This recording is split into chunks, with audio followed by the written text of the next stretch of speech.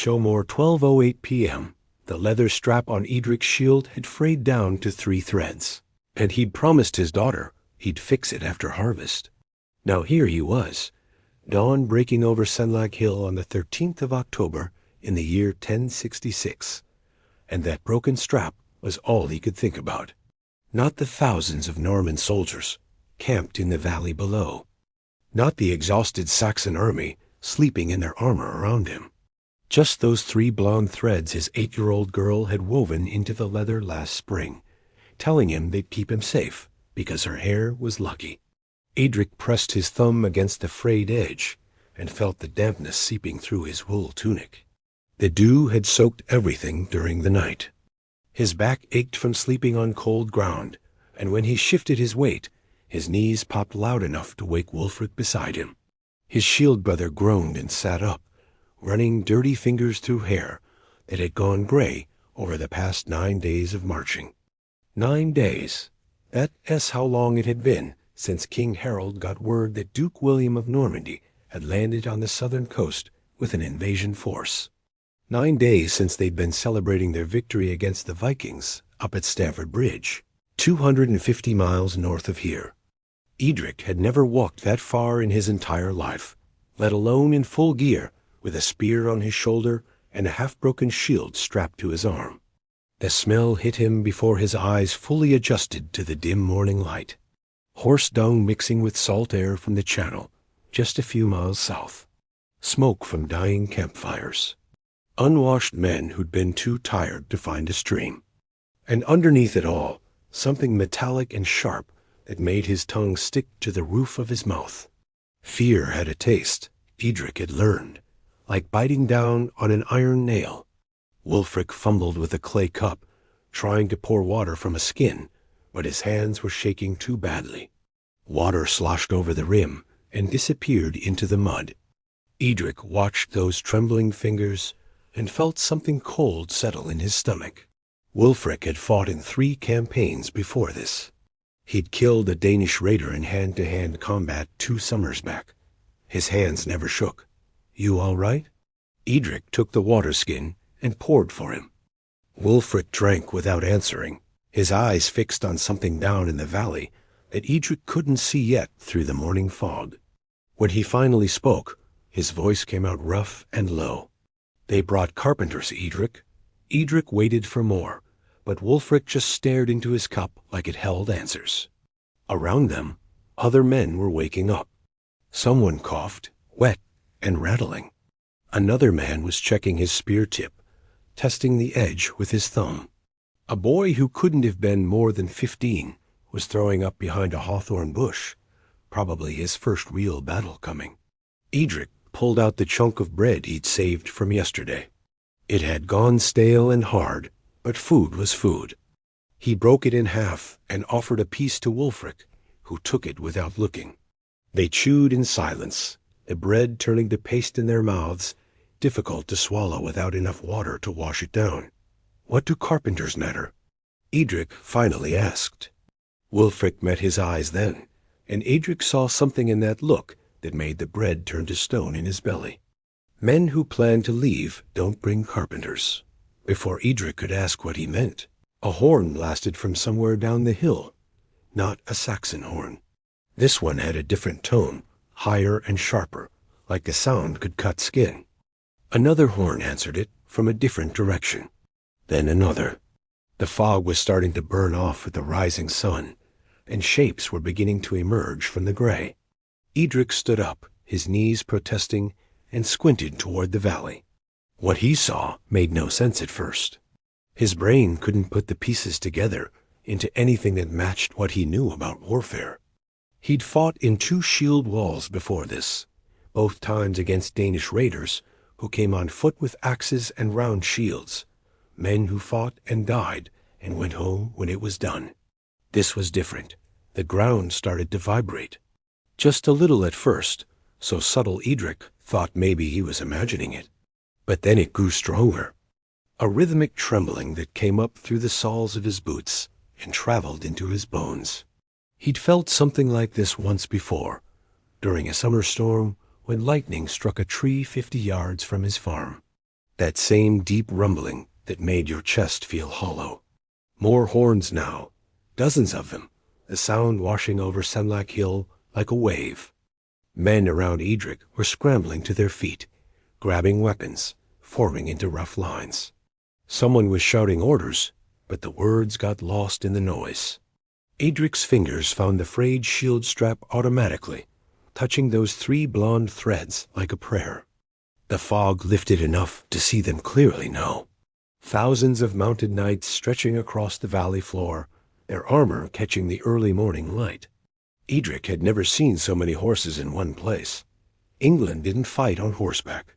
English warriors stood their ground in shield walls, shoulder to shoulder, and let the enemy break themselves trying to get through.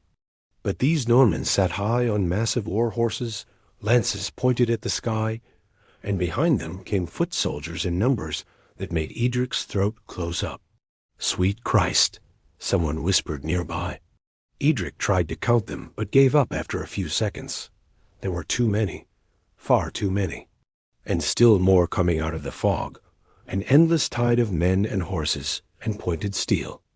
The dawn air is still, but my hands tremble as I check my gear. This strap on my shield, it's frayed. My little Alara wove a lock of her hair into it, a golden thread to bring her father home. I clutch it tight. Then a low rumble starts, a vibration in my bones before my ears even catch it. It grows, a deep, menacing thunder. It's not the sky, it's the earth itself, shaking under the weight of thousands of Norman hooves. Wulfric stumbles to my side, his young face pale with the terror I know all too well. They're coming! A wave of steel and horse flesh charging up the hill, wall. The cry goes out. We lock shields. Shoulder to shoulder, a forest of ash and oak. The first rank of horses hits the stakes, a sickening crunch of wood and bone. Then they hit us. A brutal, deafening collision. Blood sprays. A man beside me falls, a stranger, but his fall leaves a void. Instinct takes over. I hack, I thrust, I survive. And then I see the gap. My gap now. I step into the breach, planting my feet, ready to hold the line or die trying. The cold October wind whipped across the ridge, carrying the stench of sweat and fear. Senlac Hill, they called it, a gentle slope that was about to become our grave. My name is Lefwine, and this is the story of the day England died. We stood shoulder to shoulder, a great shield wall of Saxon Huskarls, the finest warriors in the land. Our axes were heavy in our hands, our mail shirts cold against our skin. Below us, the Norman host was a sea of iron and ambition. Thousands of them, knights on powerful war horses, crossbowmen and foot soldiers, all drawn here by one man's greed, William, the Duke of Normandy. He called himself a king. We called him a bastard, a true king.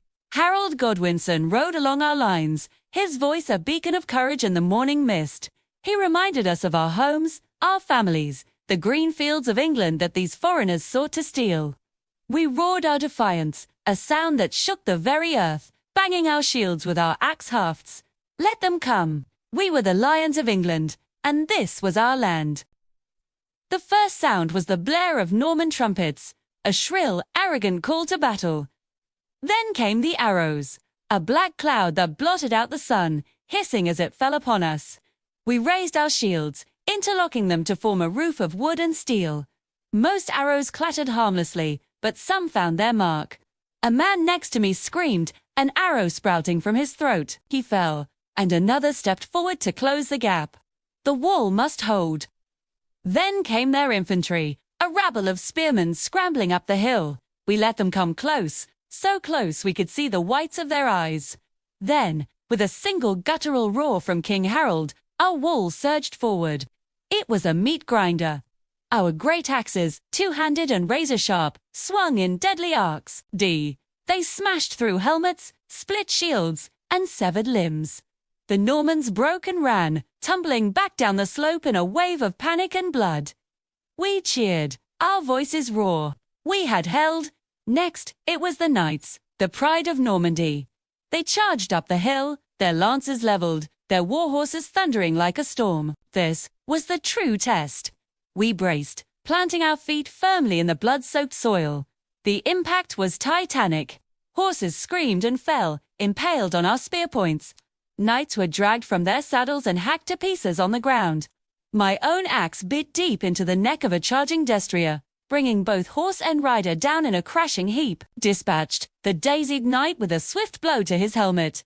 For hours it went on like this. They charged, we held. They retreated, we roared. The ground before us became a charnel house of men and horses. We were exhausted, our arms burning, but our spirits were high. We were winning. We were unbreakable. Then, a rumor spread through their lines. A feigned retreat. Some of our third, the less disciplined militia on the flanks, broke formation and charged after them, eager for glory. It was a trap. The Norman cavalry wheeled around and cut them to pieces on the open ground. A foolish mistake, born of overconfidence. Our wall was now smaller, weaker. The sun began to set, painting the sky in shades of blood and fire. William, desperate, tried a new tactic. He ordered his archers to fire high, to plunge their arrows down upon us from above. This time, we had no defense. The arrows rained down, finding gaps in our shield wall, striking men in the face and neck. The screams were terrible. And then it happened. A cry of despair went up from the center of our line, looked towards the royal standard, the fighting man, and saw the unthinkable. King Harold, our beloved king, was down. An arrow, they said, had struck him in the eye. He fought on, trying to pull the shaft from his face, but he was mortally wounded. His fall was like the heart being ripped from a living body. The command structure shattered. Panic began to set in. The Norman knights sensed it. They launched one final, desperate charge. This time, there was no organized defense. They smashed into our wavering line, and the shield wall, the great wall of England that had stood firm all day, finally broke. It became a slaughter. A chaotic, desperate fight for survival. I saw my friends, men I had known since childhood, cut down around me. I swung my axe until my arms felt like lead, my vision blurred by sweat and blood. But for every Norman I cut down, 2 more took his place. As darkness fell completely, the last pockets of Saxon resistance were extinguished. I was wounded, bleeding from a dozen cuts, but alive. I scrambled away into the woods, leaving the screams and the carnage behind me. I looked back one last time at the hill, now lit by Norman torches. They were celebrating on the graves of my brothers. That night, I didn't just lose a battle, we all lost England. The land of Alfred and Athelstan was now in the hands of foreign conquerors. A new age was dawning, an age of Norman steel and stone castles. Our language, our laws, our very way of life would be changed forever. I am Leofwine Husker, of a dead king, and a ghost in my own country. Thank you for watching this journey back in time. If you found this story powerful, please consider liking this video and subscribing for more tales from history. We'll see you in the next one. They might actually live through this. Young warriors, the ones who hadn't fought in real battles before, started breaking ranks. They poured down the hill after the fleeing Normans, screaming triumph, waving their axes and spears. Eadric watched them go, and something cold wrapped around his heart. These weren't grizzled veterans chasing a defeated enemy. These were farm boys and apprentices, kids really, the same age as the sons. Some of the older warriors had left back home. They charged down the slope with all the reckless energy of youth. Convinced the battle was won. Convinced they were invincible. One of them couldn't have been more than 16. Eadric saw his face clearly as he ran past, saw the pure joy and relief there. The belief that he'd survived his first real fight and would have stories to tell for the rest of his long life. The boy had red hair and freckles and gaps between his teeth when he smiled. Had spent 40 years keeping his head down. 40 years working his small plot of land, paying his taxes, staying out of trouble. When the third was called up, he came because the law said he had to, but he never volunteered for the front ranks. Never put himself forward. Never drew attention. Invisible was safe. Silent was smart. Let other men be heroes and die young. Eadric would survive by being unremarkable. But watching those young warriors chase what they thought was victory down the hill, Eadric saw his own son in every face. His boy was only 10, still too young for the third, safe at home with his mother and sister. But in 6 years, maybe 8, he'd be old enough to stand in a shield wall, old enough to make the same stupid mistakes these kids were about to make. The Norman cavalry wheeled at the bottom of the hill. It was perfect, practiced, the kind of maneuver you could only pull off with professional soldiers who'd trained together for years. Retreat had been fake, a trick.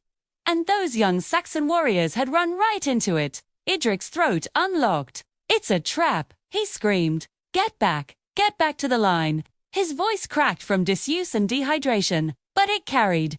A few of the closer warriors heard him and hesitated. The red-haired boy with the gaps in his teeth turned to look back up the hill, confusion on his face. The Norman cavalry hit them like a hammer. Lances punched through unprotected backs. Swords came down on heads and shoulders. Horses trampled men who'd fallen. The screaming started immediately, high and terrified. Nothing like the victory shouts from moments before. Eadric had made himself visible. The instant he'd opened his mouth and yelled that warning, he'd stopped being just another face in the crowd. A Norman archer somewhere in the valley had marked him, had seen him standing tall on the hillside, had drawn and aimed. The arrow came in fast and low. Eadric saw Wulfric move before his brain processed what was happening. His shield brother stepped in front of him, his broken shield raised. The arrow went through the split wood and kept going, punching into Wulfric's open mouth and out the back of his skull just behind his left ear. Wulfric's eyes went wide.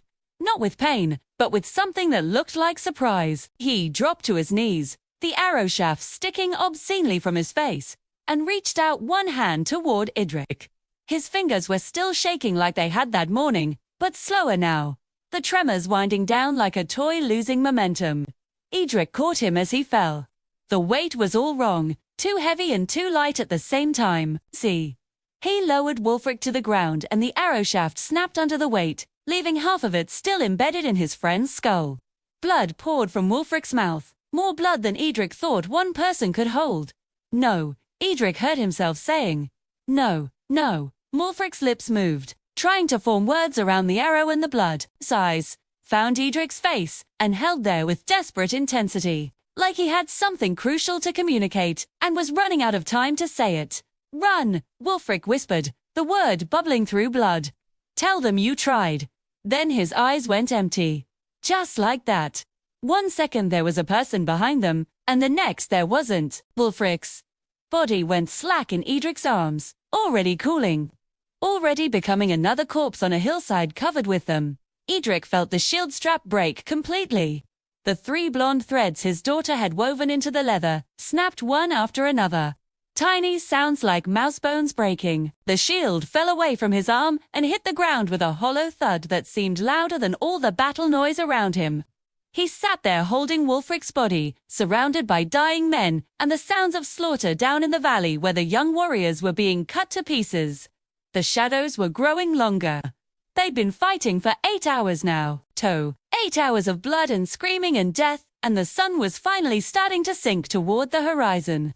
Eadric looked down at the broken shield strap in the mud beside him. Those 3 threads were still visible against the churned earth, still holding together somehow even though the leather had given up. His daughter had told him they were lucky, that her hair woven into the leather would keep him safe. The arrow had been meant for him. Wulfric had died in his place. Because Eadric had finally, after 40 years of keeping silent, opened his mouth and tried to save someone. The air at Hastings hung thick with the metallic temps of blood and the desperate cries of men. "I'm Eadric, a farmer who traded my plow for a spear." Clutched in my hand, my shield strap bore 3 blonde threads, woven by my wife and daughters. They were my world, my reason for standing on this godforsaken hill. Jets. As the Norman knights wheeled for another charge, I saw my friend Wulfric fall. A farmer like me. His sacrifice hardened my resolve. A Norman knight charged, his lance aimed at my heart. We clashed in a brutal dance of steel and desperation. My shield splintered, my arm screamed, but I held my ground. Pushing him back, I retreated into the chaos of our shield wall. But then, I saw an arrow, a black streak of fate, arcing high towards our king. In that final fleeting moment, with my family's threads before my eyes, I hurled my broken shield. For them, for England. For Harold, the shield tumbled through the air, spinning end over end. It missed the arrow by at least 3 feet and crashed uselessly into the mud, 10 feet short of the king. The arrow continued its descent. Eadric watched it fall, knowing he'd failed, knowing he'd tried and it hadn't mattered. Time seemed to stretch, each second lasting an hour. He could see individual drops of blood on the arrow's iron tip, probably from whoever it had killed earlier in the day. Could see where the shaft had been straightened after bending, the slight imperfection in the wood grain. It struck King Harold in the face, just above his right eye, punching through the nasal guard on his helmet and into the socket with a sound like an axe biting into green wood. Harold's hands went to his face, grabbing at the arrow shaft, and he staggered backward. The word that came out of his mouth was just England, nothing more, cut off as he fell to his knees and then onto his side. The sound that rose from the Saxon line was unlike anything Eadric had ever heard. Not quite a scream, not quite a moan, but something animal and broken that came from hundreds of throats at once. The shield wall didn't break immediately, but Eadric could feel it wavering. Could sense the moment when trained discipline started giving way to panic. The Norman commanders felt it too. Their horns sounded a different call this time. Not the measured attack signals from earlier, but something urgent and final. The cavalry that had been regrouping in the valley spurred their horses forward in one massive charge. Big night, every mounted soldier. Everything Duke William had brought across the channel, all of it aimed at the Saxon line in one overwhelming push. Eadric found his spear where he de-dropped it and picked it up with hands that had finally stopped shaking. Not because the fear was gone, but because fear didn't matter anymore. The king was down. England was falling. Eadric was still standing on this hill with a weapon in his hands and Wulfric's blood drying on his tunic. The household warriors around Harold's body closed ranks, forming a tight circle around their fallen king. They weren't running. These professional soldiers, these men who'd fought for England their entire lives, they chose to stand and die rather than abandon Harold's body to the Normans. Eadric saw the decision in their faces, saw them making peace with death in the span of a heartbeat. He could run, should run. There was no shame in it now. The battle was lost. The king was dead or dying. Every man on this hill would be cut down in the next few minutes. Eadric had already done more than anyone expected of a 40-year-old farmer from Sussex. He'd stood in the shield wall. He'd filled gaps when men fell. He'd tried to save the king, even though it hadn't worked. His daughter's 3 blonde hairs caught the last rays of sunlight, and Eadric thought about what she'd said when she wove them into the leather. That they'd keep him safe. That they were lucky. He'd survived this long, hadn't he? Against all odds, while better men had died around him, Eadric was still breathing. Wulfric had died saving him.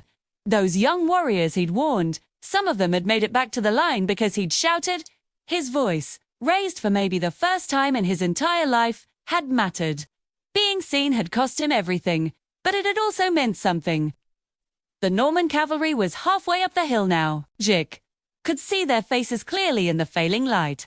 Could see the determination there, the knowledge that victory was finally within reach. Behind them came foot soldiers with axes and swords, ready to finish whatever the cavalry started. Eadric planted his feet in the mud where Wulfric's blood had soaked the ground. See. He raised his spear point toward the darkening sky and took a breath that tasted like smoke and death and the salt air from the channel. Around him, the surviving Saxon warriors did the same, forming one last desperate line between the Normans and their dead king. No one was coming to save them. No reinforcements were marching up from London. This was the end, and they all knew it. But knowing didn't mean accepting.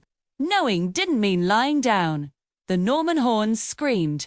The cavalry charge hit its full gallop, and Eadric, farmer from Sussex, invisible man who'd spent 40 years keeping his head down, stood his ground and waited for history to break over him like a wave. The leather strap lay in the churned mud. 3 blonde threads still visible against the dark earth like tiny veins of light in stone. Eadric could see it from where he lay perfectly still, his face pressed against the cold ground. Wulfric's dried blood cracking on his cheek like old paint. The threads were all that remained intact. Everything else had been torn apart, trampled, ground into the hill that would forever be known as the place where England died. He didn't dare move. Couldn't move even if he wanted to. Not with a Norman soldier's boot planted on his left hand. grinding the bones until Eadric tasted copper from biting through his own tongue to keep from screaming. Thud. The pain was white-hot absolute, but making sound meant death.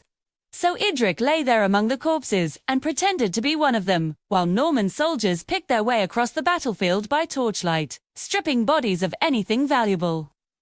The boot lifted. Footsteps moved away. Eadric stayed frozen, his crushed fingers throbbing in rhythm with his heartbeat. Coo. Feel them swelling already, the middle and ring finger definitely broken. Maybe the others too. His right hand was still good though, still worked. That's what mattered. Night had fallen completely now, October 14th becoming October 15th in the darkest hours before dawn. The sounds of battle had stopped hours ago. Now, there was just occasional shouting in French, the crackle of torches, the wet sounds of bodies being searched and looted, sometimes a groan when the searchers found someone still alive. Then a quick blade and silence. Dust settles on a field of silence. I was the one left standing, the sole survivor of a battle that claimed all my brothers. With nothing but a tattered map and a fading picture of my family, I began the long walk home. Each step was a battle against hunger, cold, and the ghosts of war that haunted my every waking moment, across treacherous mountains and desolate plains, fueled only by the hope of seeing my loved ones again. And then, one evening, through the trees, I saw it alight in the window of my own home. I pushed open the door, and there they were. My wife, my children. In that tearful embrace, the long, hard journey finally melted away. I was home. Thanks for watching. That night, after his wife had cleaned and bandaged his hand as best she could, after they'd shared a thin soup that was mostly water and hope, Eadric sat outside on the bench by the door. The wood was old and weathered, the same bench his father had built 30 years ago. Above him, stars were coming out in a sky that looked exactly the same as it had before Hastings, even though nothing else did. His daughter came and sat beside him, carrying the leather strap he'd left on the table inside. She held it carefully, running her small fingers over the 3 blonde threads, still woven into the ruined leather. It broke, she said quietly. Yeah, Eadric agreed. His voice came out rough from disuse. She was silent for a moment, turning the strap over in her hands. Then she got up and went inside, returning with the leatherworking tools Eadric kept for mending harnesses and shoes, sheath. Sat back down and began working on the strap, her small fingers surprisingly steady as she started cutting away the damaged leather. What are you doing? Eadric asked. Making a new one, she said, not looking up from her work. The old one kept you alive. The new one should be stronger. Eadric watched her work in the fading light. His crushed fingers throbbed with a pain that had become constant, probably would be constant for the rest of his life. In the distance, he could hear horses on the old Roman road. Norman scouts, riding through the countryside they now controlled, mapping out the land they'd conquered. His daughter didn't look up at the sound. Neither did it. She just kept braiding new leather, her fingers moving with the same patient determination he'd spent 40 years cultivating in himself. Above them, the stars wheeled through the autumn sky, indifferent to who ruled England below. The new strap would be stronger than the old one. Her hands knew what his had forgotten, that some things survived not by staying whole, but by being willing to break and be rebuilt. That threads could hold even when leather failed. That invisible men could become visible and still make it home. Eadric sat in the darkness and watched his daughter's hands work, and tried not to think about all the men who would never sit outside their homes again. About Wulfric, whose body was rotting on a hillside 60 miles away. About the red-haired boy with gaps in his teeth who'd died believing he was invincible.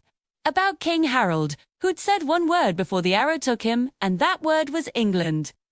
The horses passed on the road without stopping. The stars continued their silent, wheeling dance, oblivious to the small dramas of men